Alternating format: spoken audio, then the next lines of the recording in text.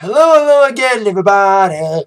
Zach Attack is here with the Attack Sportz for this Monday, October the 12th, 2015. Alright, hope everyone had a good weekend. Unless you're the Detroit Lions fan. I'll get to that in a second.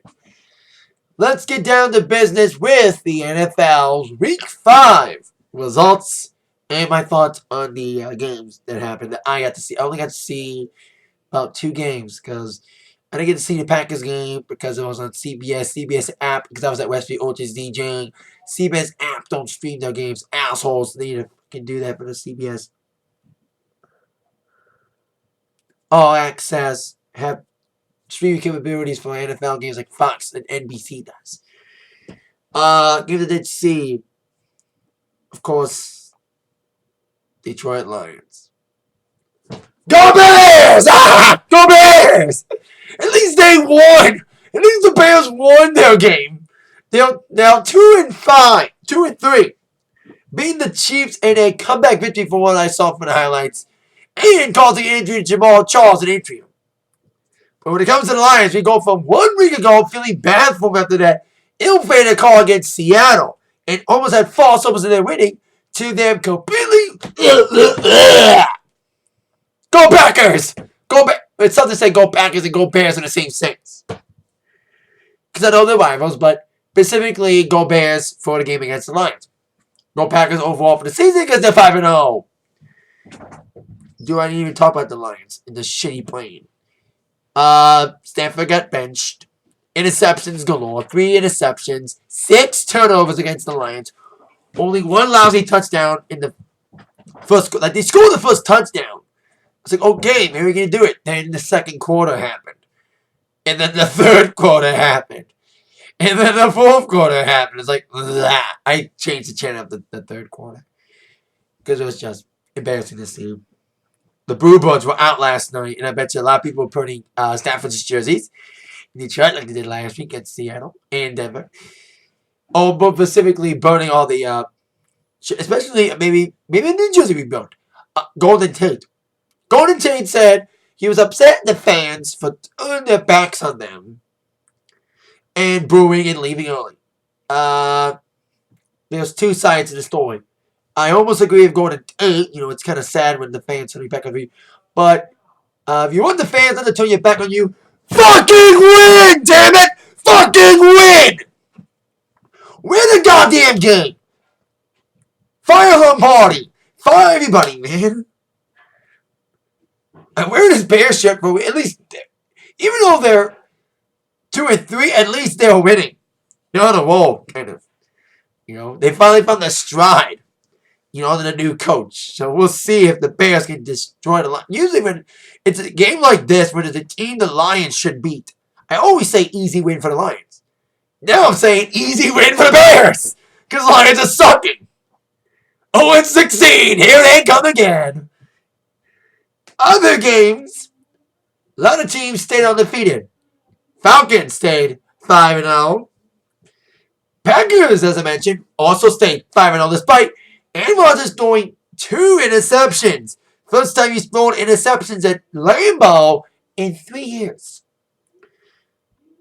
Other wins and undefeated streaks continuing. Bengals going 5-0 at the expense of my cousin Michael, who, with his brother Mark, even traveled to Cincinnati to see Mike's beloved team, Seattle Seahawks, go down in defeat against the Bengals. Especially in overtime thrill. I can only imagine what was worse. Mark and Mike on the way home from the Seattle game, or every Lions fan coming home for the Lions game. I think Lions fans felt it worse than Seattle fans coming home from Cincinnati. Or even worse, Frisco fans coming home from their game against the Giants. God, I am not the biggest fan of the Giants, but the Giants just outplayed Kaepernick last night. Like the Bills and Giants game last week, there were some big moments in that game. Some interceptions thrown. And then Frisco tied it. It was kind of a back and forth game. It was tied. And then a 1 interception from Kaepernick set up the Giants for the touchdown to cinch the game for him. And Frisco tried to go for a field goal, but they missed it. They missed those shots, so. And I think that was an interception during the last drive. That's what cinched the victory for the Giants, 30-27, with the Giants being not undefeated, but giving them undisputed in sole possession of the first place in the NFC East at the expense of my friend Alfonso, who's a Cowboys fan. Man, they're going down faster than the Lions. That's my new joke. Lions, we do jokes of mine. I have a shot every time I do a Lions joke during this segment. Dallas lost again to, of all teams, Tom Brady, the Pats, staying 4-0 because they had a bye week. So, 3 losses with Brandon Weed as the quarterback. Matt Castle's the other backup. They may have to use him quickly to kind of save the Cowboys season. At least they can have a season to save, because at least they're winning. They have wins. Unlike other teams that don't have wins, that the season's over for them. Broncos stay undefeated. They're 5-0 despite no touchdowns again for Peyton Manning. Squeaking by the Raiders. Now that's the thing. Patriots and Broncos are both 5-0. And the Pats have been playing a lot better. They've had more offense better. But the offense for the Broncos have been struggling. Defense have saved their asses. First game, defense saved their asses. The last game against the Raiders, defense once again saved their asses. So Payne better get rolling again on the offensive end. Mentioned Falcons are 5-0. They defeated the Redskins. Eagles won against the Saints, who are going down quickly as well. They take on the Falcons Thursday night. Tonight, it's Pittsburgh against San Diego.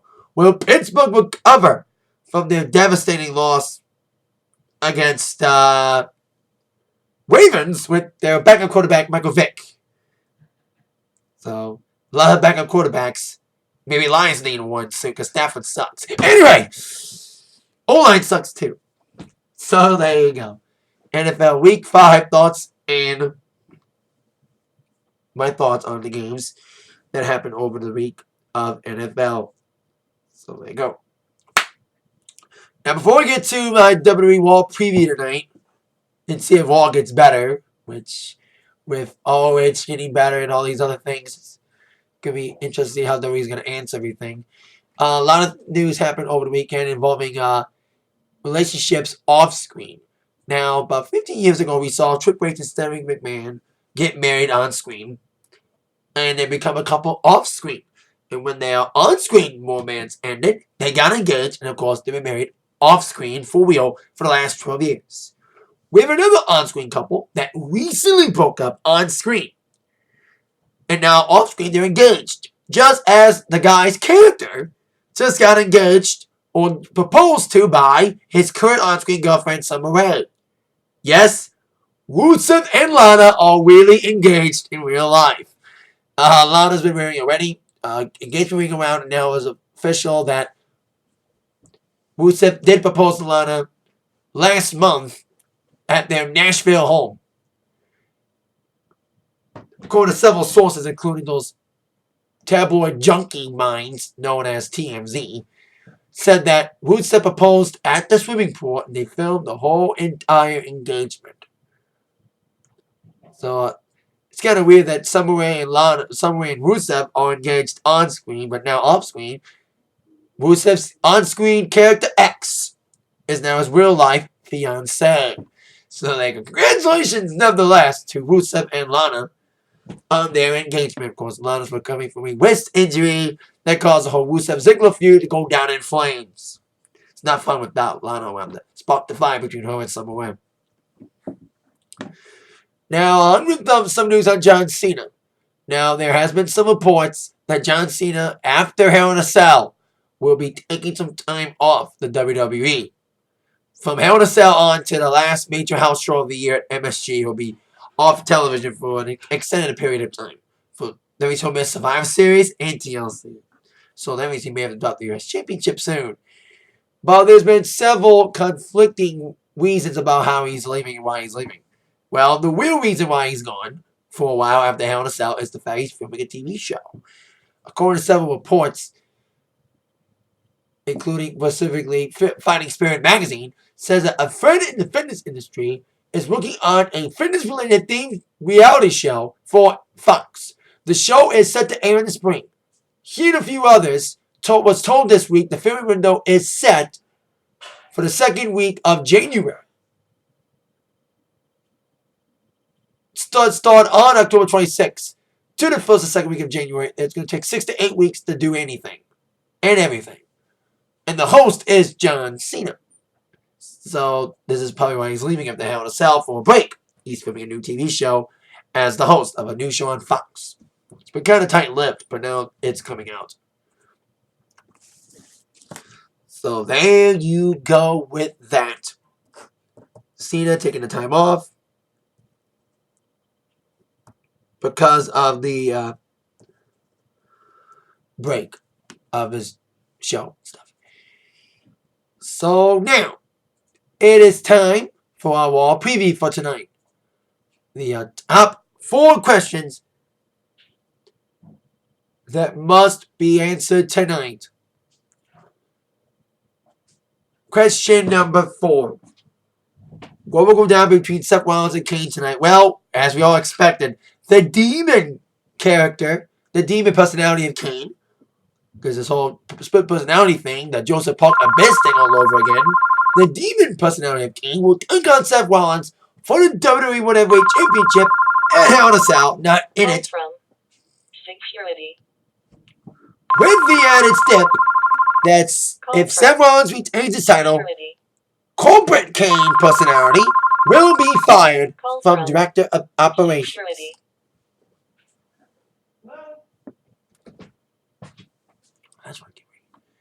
So, I think Rollins is going to retain it. Because I don't think Kane needs to be champion. Rollins needs to try to regain momentum on his own. You know, because weird stuff happened with him in the booking department. So let's see if he can recover and try to beat Kane. And clean! Please win clean. Like he did his last 2 matches at Night of Champions. So there you go. Question number 3. Will any new matches be made for Hell in a Cell? Or will anybody be added to the matches? Specifically, the Divas title match. We know that it was announced last week that Nikki Bella will get a shot against Charlotte for the former NXT champions, new belt, the Divas title.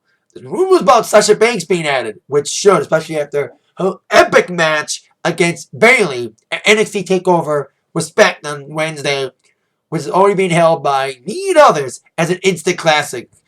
See my NXT TakeOver Respect review on this channel for more in-depth look at that epic classic Iron Woman match. Iron Woman match. So there's rumors Sasha Banks might be added. Hopefully she does, especially she had a decent showing in a 6-man, 6-diva tag last week on Raw. Of course, also made last couple weeks we had Bray Wyatt and Roman Reigns in Hell in a Cell after the brawl 2 weeks ago, and it was recently made on SmackDown. Kevin Owens and Ryback will face off for the Intercontinental Championship. The rematch, the second rematch with Ryback is the first one edited and carried out on SmackDown. So now they got the proper rematch at Hell in a Cell for the IC Championship. So maybe some more matches will be added tonight. And tag team titles, we know, New Day against the Dudleys. Speaking of the New Day, I'll get to them in a second. Question number 2. Who will challenge John Cena tonight for the Open Challenge? Once again, despite the rumors of John Cena's break, he's still going to fight on until he's ready to go to hiatus, as he will once again defend the U.S. Championship in an Open Challenge. Now, the last couple of weeks, we've seen Heath Slater trying to tease us the challenge, but no. The New Day have been accepting the challenges. 2 weeks ago, Xavier. Last week, Big E. Is it Kofi's turn to take over tonight and try to become the new guy in the New Day to take on John Cena? It's possible, especially how they looked last week. Which leads to number 1. What will happen with the New Day tonight as they try to mix the balance between charming heels and evil, demonic, dominant heels? Now, they're a bunch of comedy heels, and I love the comedy heel shtick. You know, with the trombone and everything. But are they losing their charm after looking like dominant, vicious heels after laying out John Cena and Dolph Ziggler and the Dudleys last week to end Raw? It was cool to have something different in Raw with the New Day standing tall and dominant over some of the top baby faces And I do mean vicious fashion. So, there needs to be a balance, though. Because Edge and Christian, they were comedic. But they can be serious as they want to be. Especially when they try to hit someone with a concerto. That's when they got really serious with the concerto. But he still had that charm about him. With the kazoo and everything. So, the New Day needs to stay on course. And be balanced. Yes, they can be dominant heels. And be vicious and serious as they want to be. But do not lose that comedic charm that's got them to the dance. To make them go from stupid baby faces to comedic heel gold. I hope they keep that charm in them and balance it with the viciousness side. As we saw last week at the end of Raw. We'll see if we see another new side of the New Day tonight on Raw at 8/7 Central on USA Network. That is it for the Atak Sportz today. Stay tuned later on to this channel for our Raw review tonight. With that in mind, you've been attacked by the sports news from Zach. See you later, everybody.